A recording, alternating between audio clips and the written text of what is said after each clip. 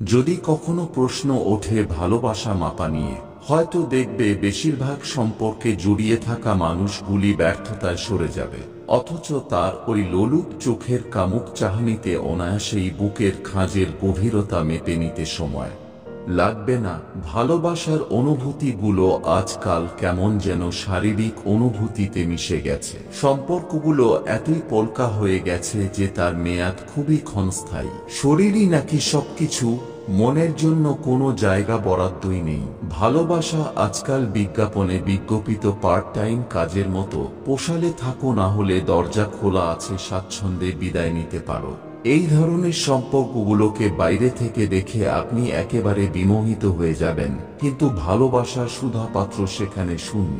ভালোবাসা কি শুধুই নিজস্ব অনুভূতি, একে অপরকে অনুভব করা নয়, দুজনের বোঝাপড়া নয়?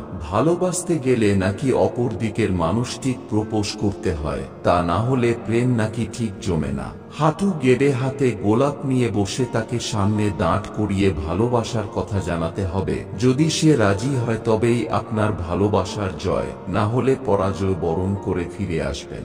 ভালোবাসা কি সত্যিই এত নিয়ম মেনে হয়? যখন কাউকে আপনি মন থেকে ভাবেন তখন কি তার অনুমতির জন্য অপেক্ষায় থাকেন? ভালোবাসায় তাহলে কিসের অনুমতি? এত ঘটা করে ভালোবাসা না জাহির করে সাধারণভাবেও তো বলা যায় যে, তোমাকে সারা জীবন কফি করে খাওয়ানোর কাজটা আমিই করব।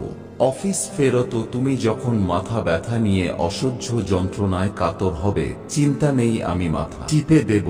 তোমাকে বিরক্ত করে বেশি বেশি করে আদরের দাবিদার আমিই হব, বা তোমার মুড সুইংসের দায়িত্ব আমিই নেব।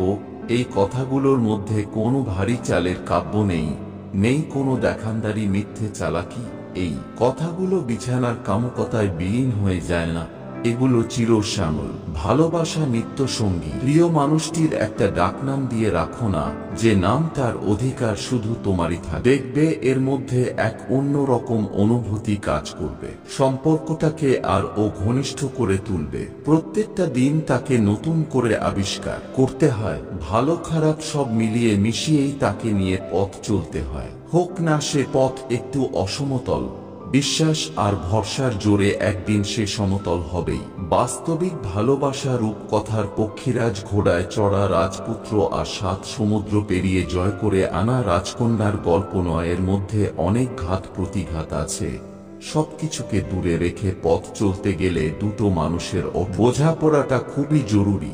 আপনি আপনার ভালোবাসার মানুষকে কিভাবে ভালোবাসবেন, কিভাবে ভালো রাখবেন, একে অপরকে কিভাবে অনুভব করবেন, সেটা সমাজ বা বাহ্যিক কোনো ব্যক্তি ঠিক করে দেবে না। সম্পূর্ণই আপনার নিজস্ব ও ব্যক্তিগত।